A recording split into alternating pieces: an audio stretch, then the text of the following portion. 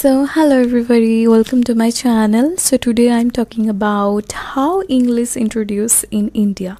So, this is a course of IGNOU's course MEG 10. Okay, the book English Studies in India. So, I want to discuss how English becomes so privilege in our society as a language. It gets a privileged position, and so I am discussing within history how it comes to be privileged one as a language, and we also followed their customs, cultures, and right now the situation is going on as a globalization is comes, and we see that how it's become so privileged ones. So I begin with the Queto Maclay, who introduced English in India. You may know his name. Okay, I have no knowledge of either Sanskrit or Arabic, but I have done what I could do from a correct estimate of their value. I have read translations of the most celebrated Arabic and Sanskrit works. I have conversed both here and at home with men distinguished by their proficiency in the Eastern tongue. I am quite ready to take the Oriental learning at the valuation of the Orientalists themselves. I have never found one among them who could deny that a single shelf of a good European library was worth the whole native literature of India and Arabia. So through this Queto, first of all, we understand the thing. So somehow they want to colonize us through their language. Okay, this is kind of cultural politics.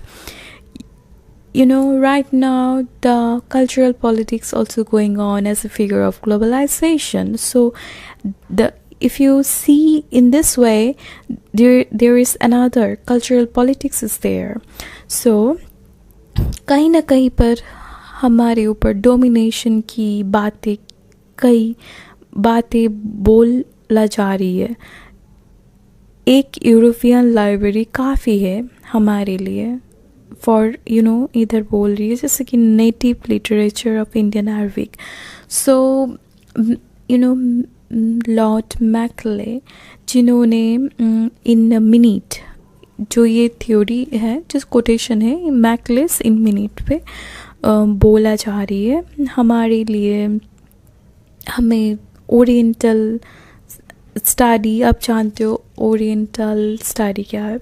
सो कहीं ना कहीं हमें colonised के साथ culturally भी colonised किया जा रही थी.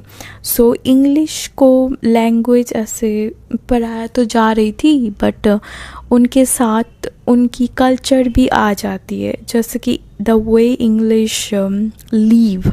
आजकल आप देख रहे हो रेस्टोरेंट जाना एक कल्चर हो गई है. So this is kind of culture भी उसके साथ आ गई थी. The history is the main. उनकी जो भावनाएं थी हमारे ऊपर कोलोनाइज करना ही भावनाएं थी.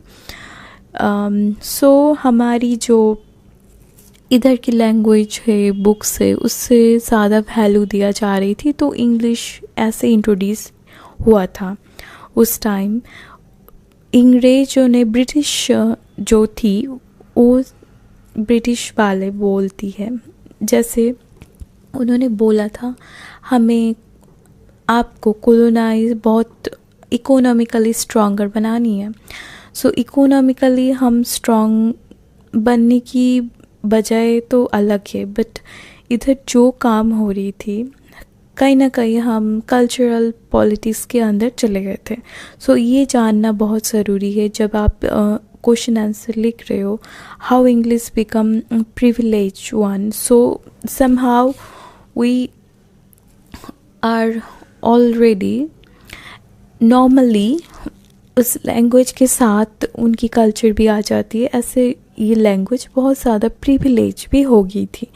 अब हमारे इधर जो इंडियन वे ऑफ लिविंग बहुत सिंपल होती है, और सिंपल चीज़ें किसी को पसंद नहीं. कॉम्प्लेक्स चीज़ें जहाँ पे थोड़ी कॉम्प्लेक्स मस्ती होती है. ऐसे इंग्लिश कल्चर जो बहुत टाइप की होते हैं, जैसे first of all social media, ये सब इंग्लिश कल्चर है आजकल के ज़माने से आप देख सकते हो. तो एंड टेक्नोलॉजी जो बहुत ही मज़ेदार भी होते, games, if you see study culture, तो ये सब कुछ आपको डोमिनेंट कल्चर की बातें आएगी, कल्चर हाई कल्चर लो कल्चर की बात आएगी. तो इसमें आप गहरी तरह से सीख पाओगे कैसे कल्चरल डोमिनेशंस होती है.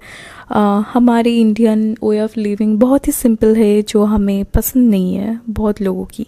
सो हमें ऐसे टाइप की कल्चर में हम डोमिनेशन तो हो ही गई है. सो लैंग्वेज के साथ उनकी रैशनल वे ऑफ थिंकिंग के साथ जो उनकी मेन होती है क्लास इंग्लिश, इसकी लैंग्वेज की rational way of thinking main होती है.